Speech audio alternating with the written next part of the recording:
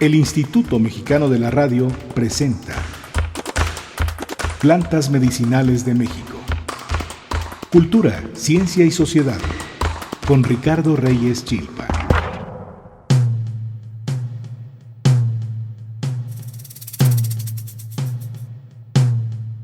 Nuestro tema de hoy, plantas usadas en el tratamiento de mordeduras de serpientes venenosas.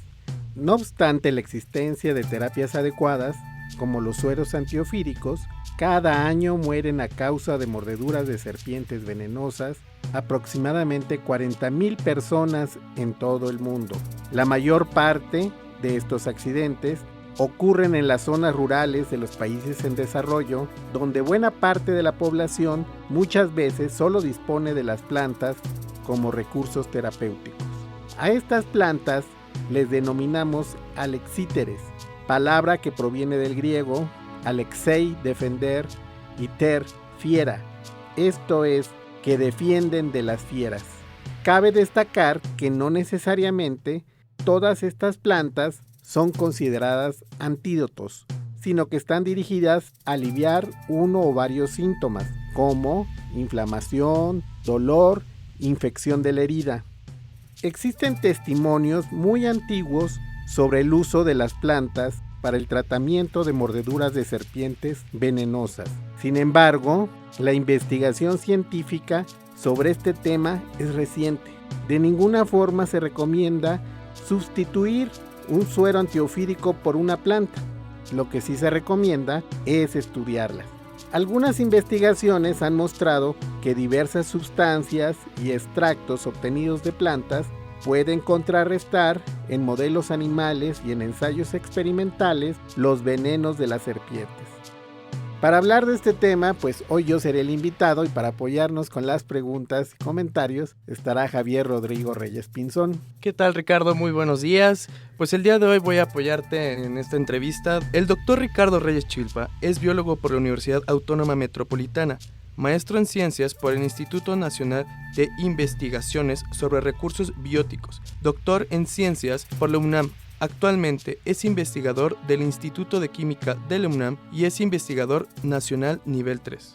Cuéntanos, ¿cuántas especies de serpientes existen en el mundo? Y lo más importante, ¿todas las serpientes son venenosas? Existen cerca de 3,000 especies de serpientes en todo el mundo, pero solo aproximadamente 300 son venenosas, es decir, el 10% de las serpientes. Y bueno, se encuentran en muchas partes, pero no están distribuidas de manera homogénea. Por ejemplo, en Europa solo hay una serpiente venenosa, mientras que en Asia, América y África, pues hay una gran cantidad de serpientes venenosas.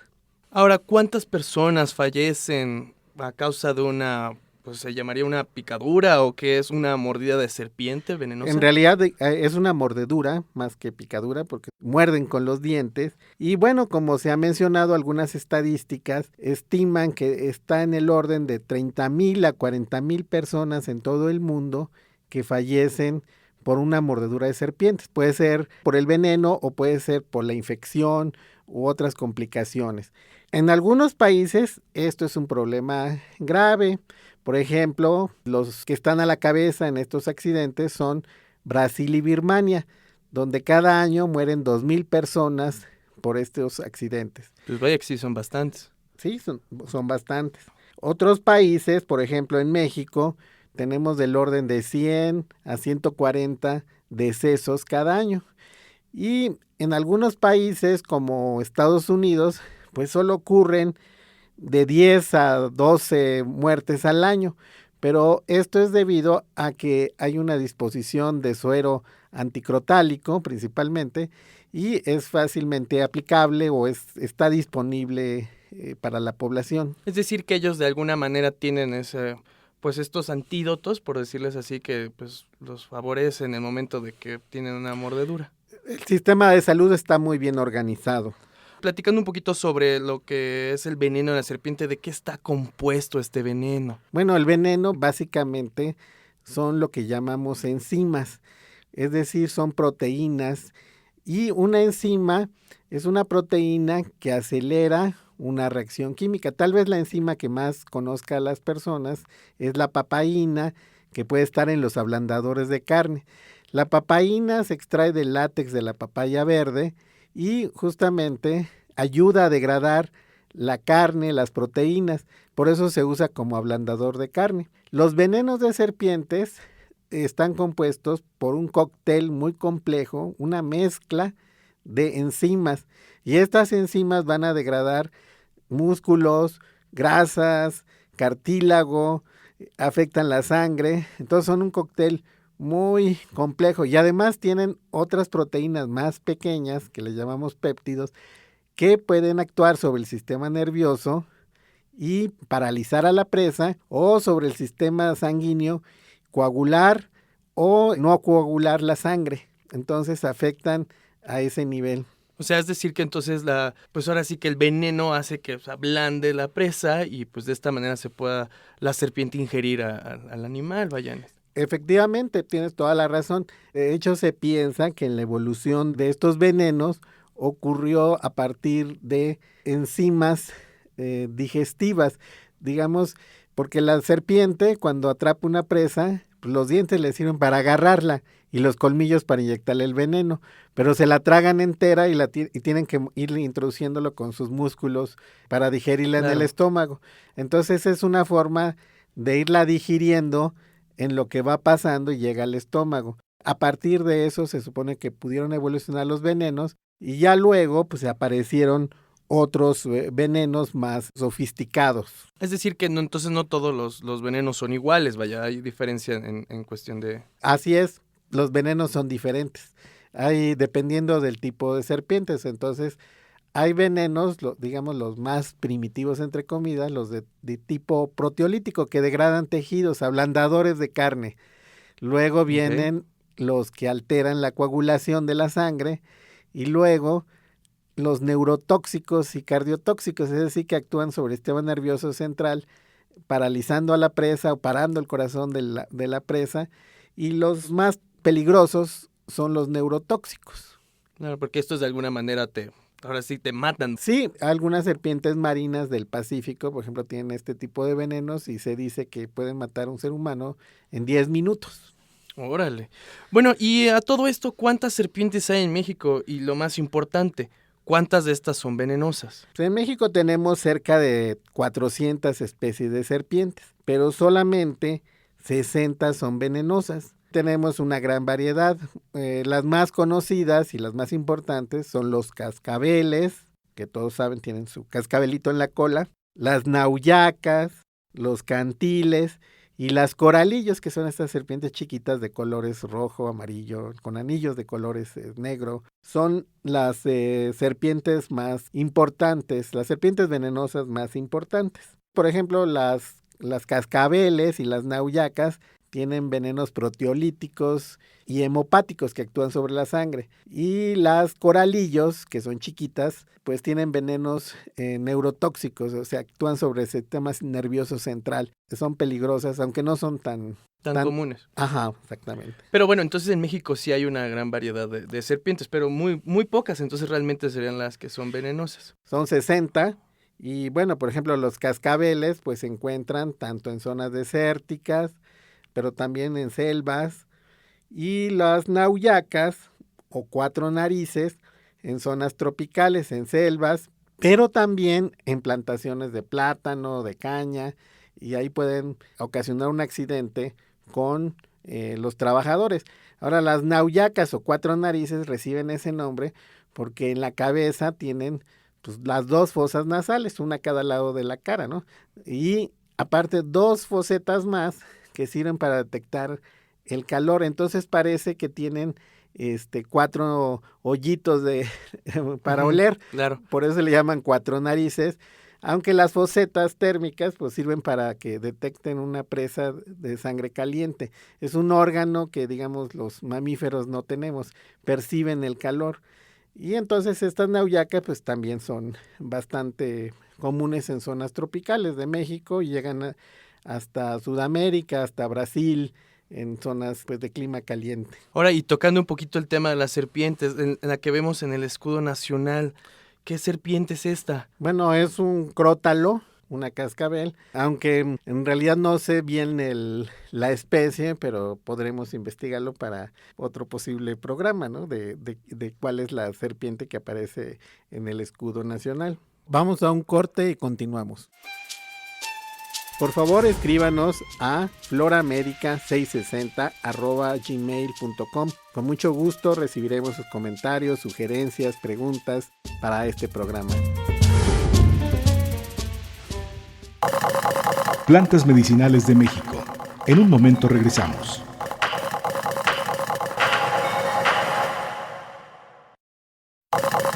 Ya estamos de regreso en Plantas Medicinales de México con Ricardo Reyes Chilpa.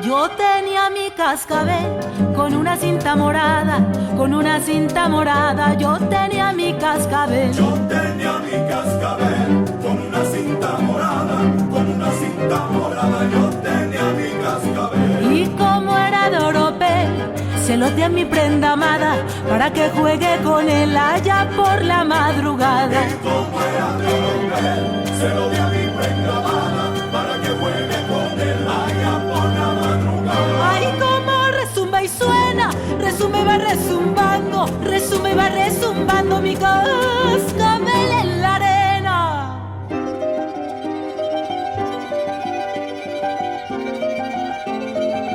Bonito tu cascabel, vida mía, ¿quién te lo dio?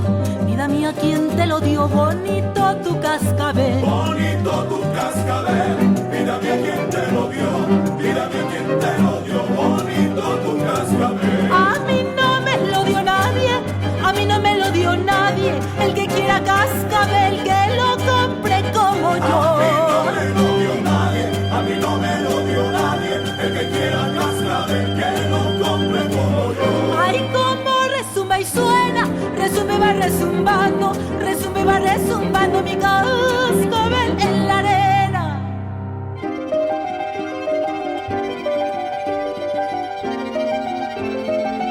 Anoche por la ventana, platicando con mi amor, platicando con mi amor. Anoche por la ventana, Anoche por la ventana, platicando con mi amor, platicando con mi amor. Anoche por la ventana, me pidió que le cantara,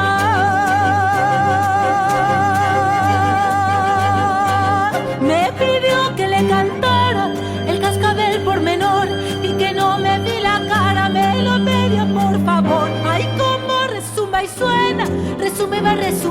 resumbando, resume va resumbando mi cascabel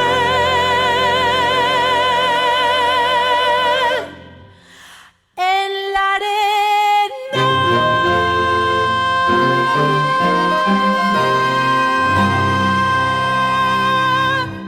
Continuamos con nuestro tema de hoy, plantas usadas en el tratamiento de mordeduras de serpientes venenosas.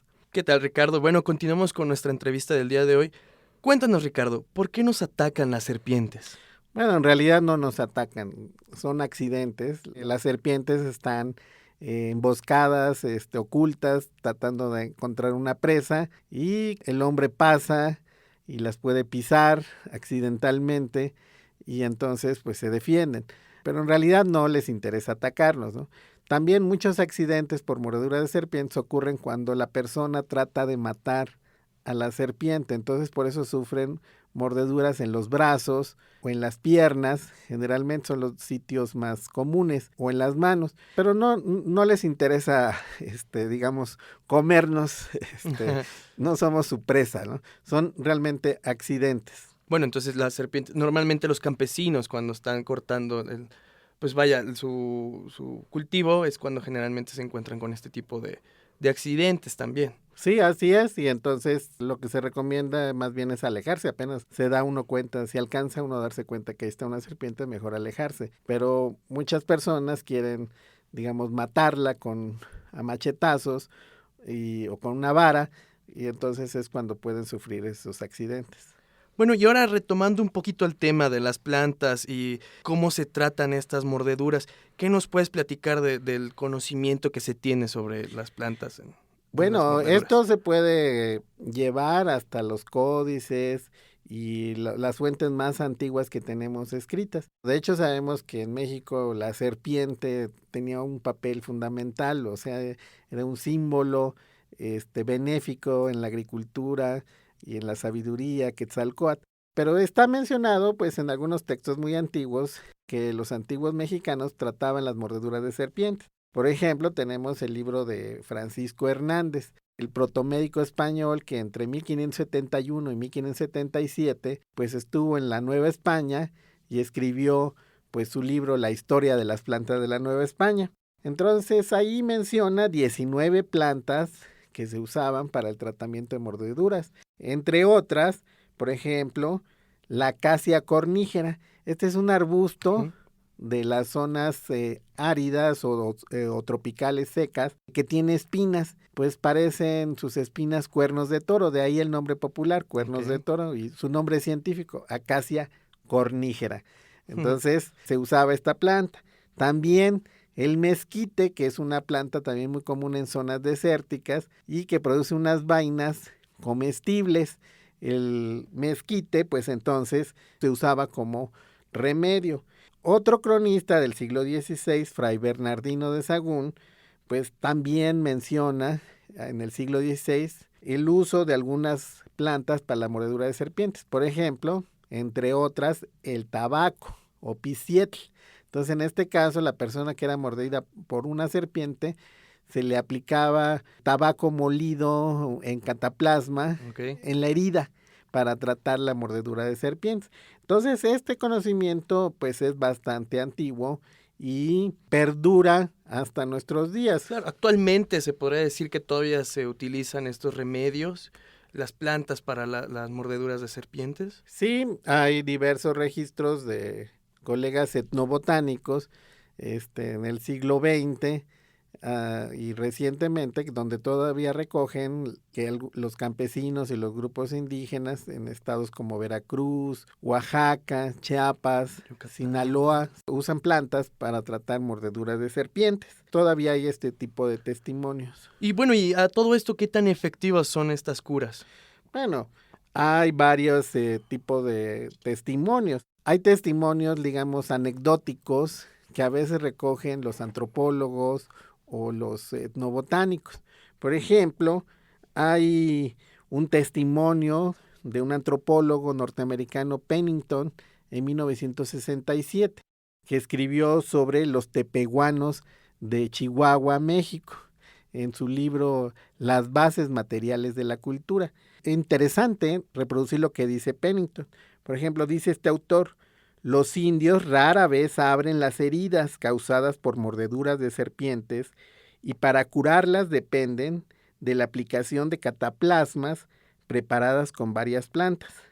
Al parecer ocurren relativamente pocas muertes debido a las mordeduras de serpientes de cascabel, y la razón de esto es oscura, o más bien desconocida. Ciertamente, las piernas de muchos indios están marcadas con una cicatriz donde la infección de la mordedura del crótalo causó que la piel y la carne se desprendieran.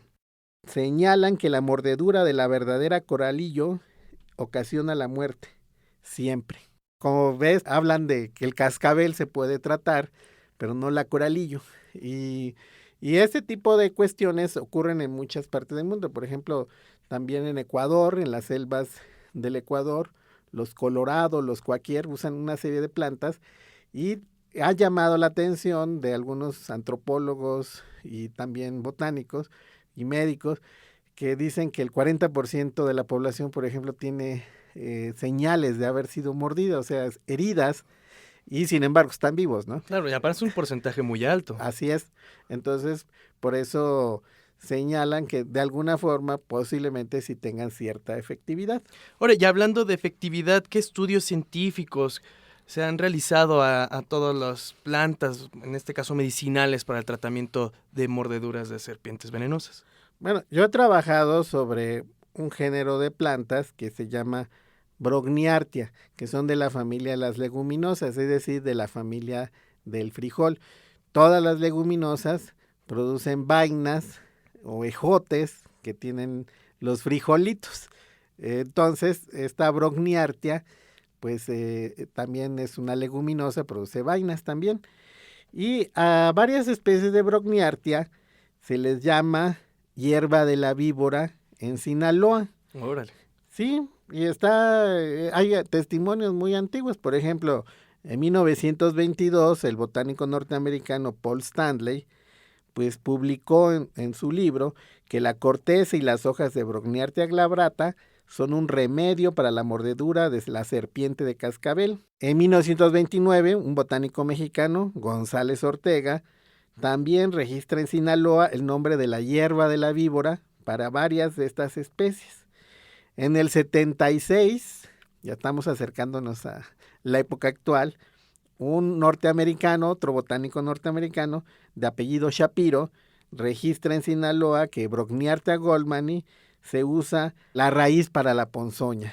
Y yo, en 1991, pues estuve en Cozalazo, Sinaloa, y entonces ahí me encontré con dos campesinos que conocían estas plantas, me mostraron plantas de este género, y me indicaron que cuando una serpiente mordía al ganado en el monte, entonces le aplicaban una cataplasma hecha de las raíces de estas plantas a la res y que con eso se curaba.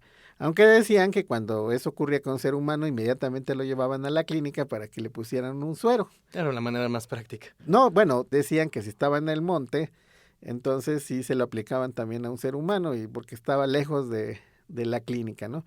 Y también tal vez un poco para no verse muy, como por decirlo así, primitivos, por decir algo, ¿no? Entonces decían, no, nada más son con las reses. Bueno, una de las personas entrevistadas me dijo que él nunca la había usado, pero que sí había visto a su padre, cuando era niño, tratar un burro con una cataplasma de la raíz. Entonces, todavía hasta esa época, pues persistía ese conocimiento. Cuéntanos un poquito, ¿a ti te han interesado los ofidios venenosos de Colombia? ¿Por qué? Pues sí, también me ha interesado plantas que se usan en Colombia, pero antes de eso te quisiera platicar que yo estudié esas plantas, hierbas de la víbora de Sinaloa, y le hicimos química, le extrajimos unas sustancias que se llama el edunol, que es una sustancia que se conoce como un pterocarpano prenilado, este nombre tan complicado. Pero bueno, lo interesante es que esta sustancia se le administró a ratones, a las cuales se les aplicó también veneno de serpiente, en este caso nauyaca, y se le aplicó lo que se conoce como una dosis letal media, es decir, la cantidad de veneno que mataría a la mitad de una población de ratones. Y entonces No se murieron, la mitad que debería morirse no se murió. Cuando se le aplicaron 2 dosis letales media, es decir, ya al 100% se tendría que morir, pues se salvó el 70%. Es decir, esta sustancia que está en esas raíces de las hierbas de la víbora pueden contrarrestar el efecto del veneno, por lo menos con ratones envenenados. No, pues sí es bastante efectivo, o sea, quiere decir que entonces sí sirve, vaya. Sí, y además también hay otras evidencias, por ejemplo, que hicieron otros colegas que no conozco, pero se ven los artículos del Brasil. Ellos trabajaron con una planta que se conoce en el Amazonas como cabeza de negra, y esta planta se usa para hacer un extracto alcohólico, una tintura con alcohol, la cual se vende en el Amazonas y los trabajadores del campo la utilizan para cuando hay un accidente por una mordedura de serpiente. Y entonces, de ahí obtuvieron 2 sustancias que también son pterocarpanos prenilados, del mismo tipo del que yo había obtenido, pero les pusieron el nombre de cabenegrina A1 y A2, por cabeza de negro o de negra. Entonces, estas sustancias también fueron efectivas para protegerlos a los ratones que se les administró el veneno de Nauyac, de Botrops atrox. Entonces, existen este tipo de experimentos. No podemos decir que puedan sustituir a los sueros, no se recomienda, pero sí se recomienda estudiar estas plantas. Solo para concluir rápidamente, me platicabas que tienes cierto interés por los ofidios venenosos de Colombia, ¿por qué? Bueno, porque hay un libro de 1896 de Evaristo García que se llama Los ofidios venenosos del Cauca, donde curiosamente viene mencionada una planta que también es leguminosa y que también puede contener estas sustancias. Y el doctor Evaristo García no era ningún curandero, era uno de los médicos más respetados de Colombia y sin embargo le interesó este tema, pero ya no nos dio tiempo de platicar de ello. Bueno, Ricardo, espero tengamos la oportunidad en otro momento de seguir con esta plática y pues un servidor estuvo aquí para apoyarte. Gracias. El Instituto Mexicano de la Radio presentó Plantas Medicinales de México. Cultura, ciencia y sociedad.